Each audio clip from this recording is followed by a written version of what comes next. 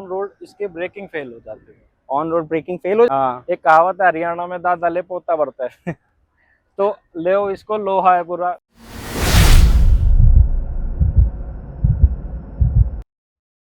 Hello guys, welcome back again to my YouTube channel. Hope करता हूँ आप सब बहुत बढ़िया होगे।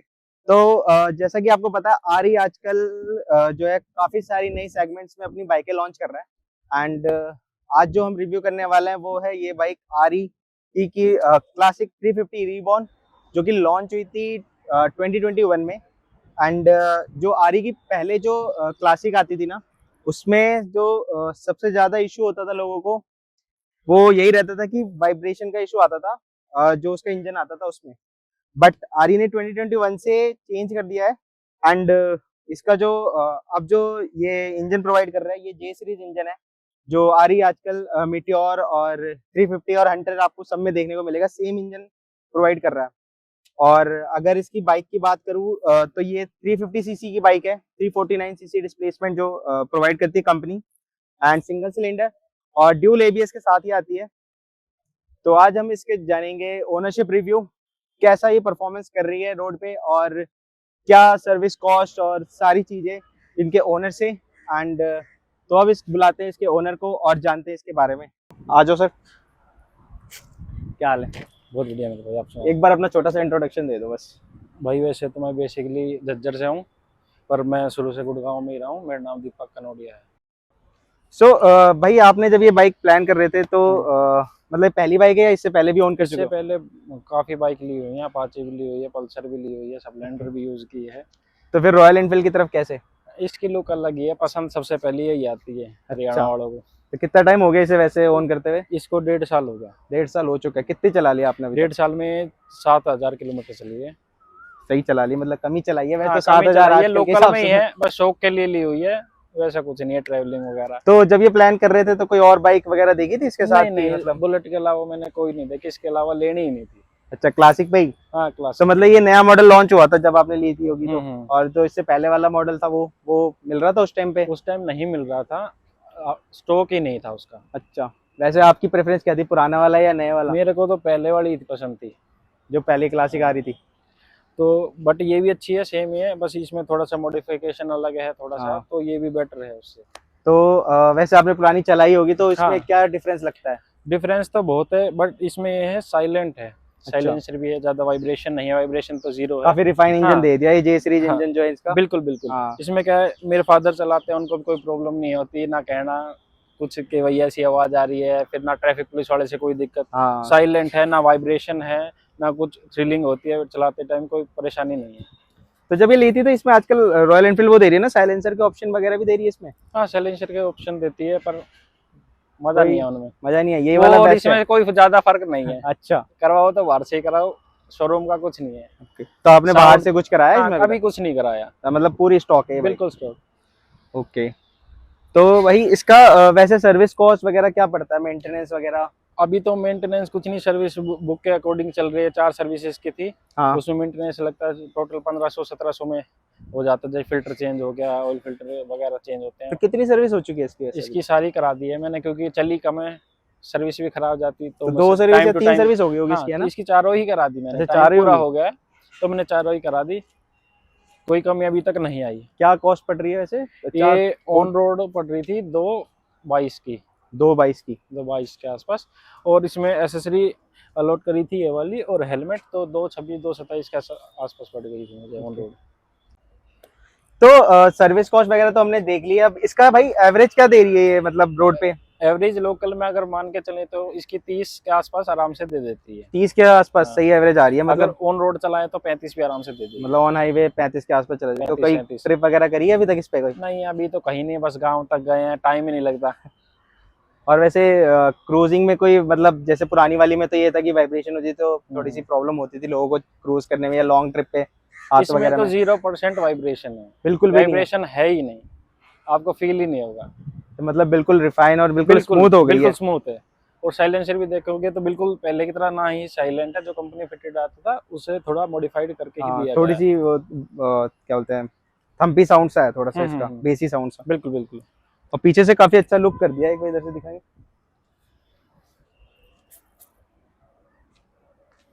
पॉज करके आ जा। रुक,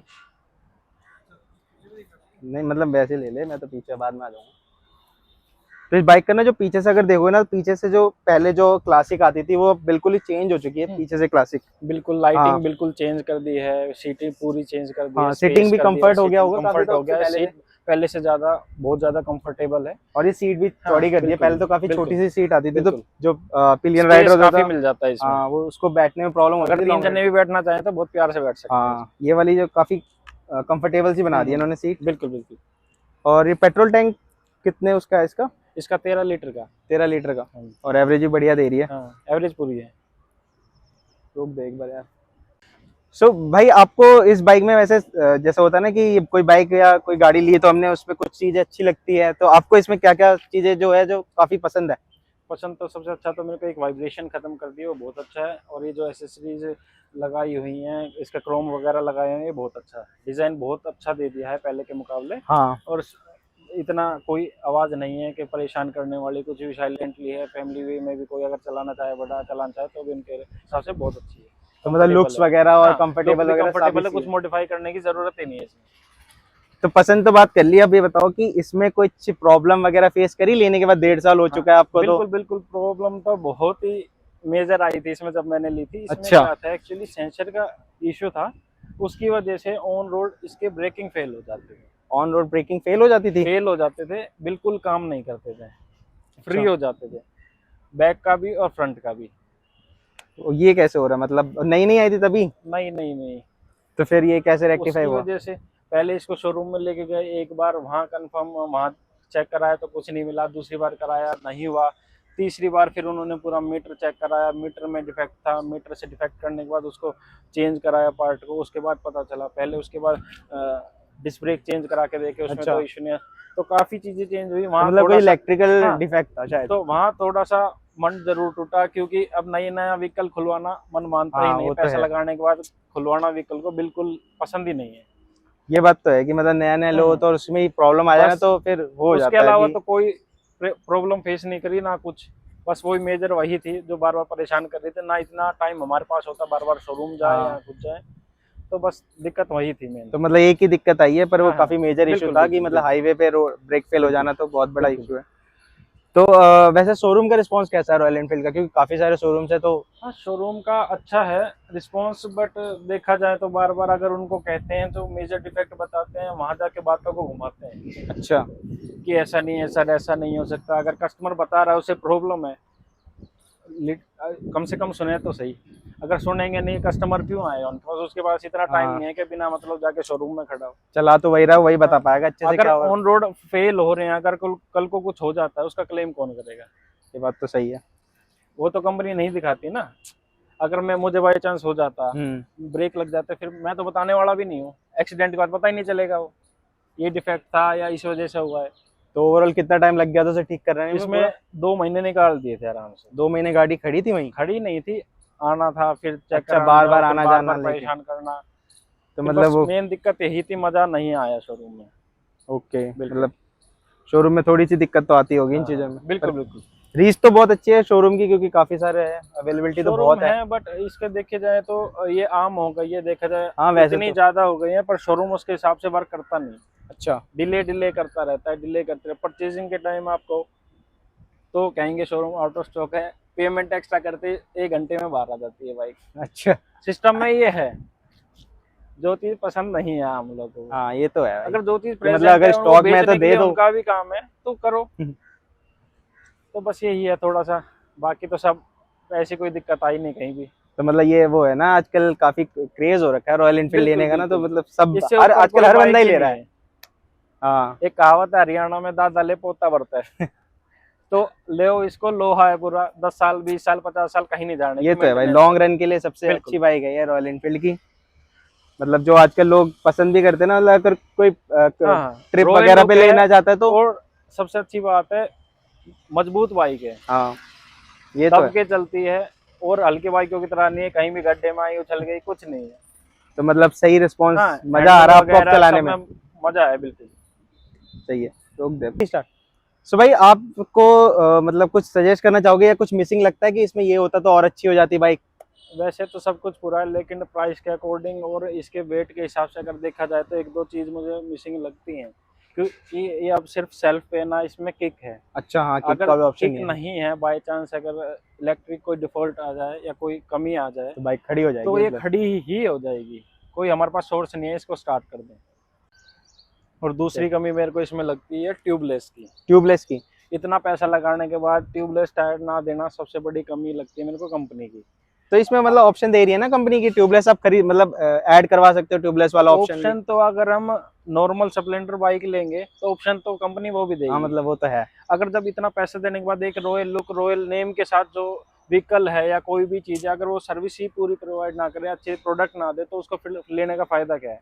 ये तो है कि मतलब Main कंपनी को ना सब- इसे हाँ, स्टॉक में ही कर देना चाहिए अलॉय का। स्टॉक में करना चाहिए। अब एडवेंचर बाइक क्लेम करती है, हाँ अगर इसका ये ट्यूबलेस टायर नहीं है, अगर मैं नहीं लेने के बाद सीधा ले जाऊं, पैसा ना लगाऊं, तो कंपनी को क्लेम देंगे या फिर हम खुद गलती मानेंगे हमने ट्यूबलेस टायर नहीं लगवाए। ये तो है कि मतलब इतनी भारी बाइक को ना हाँ, पंचर बिल्कुल। होने के बाद अगर हम कहीं ले ऐसी- जाते हैं, नॉलेज नहीं है हमें इतनी, तो हमें तो बीच में इसको खींचना पड़ेगा, साथ साथ रॉयल लुक के साथ साथ इसकी इमेज के साथ साथ अपनी इमेज भी देखनी पड़ेगी। ये बात तो है भाई। पैसा इसको लगाने के बाद सबसे बड़ी कमी है इसको खींचना ही बहुत बड़ी हाँ, वो है भाई कि 197 200 अप्रोक्स इसमें वेट है।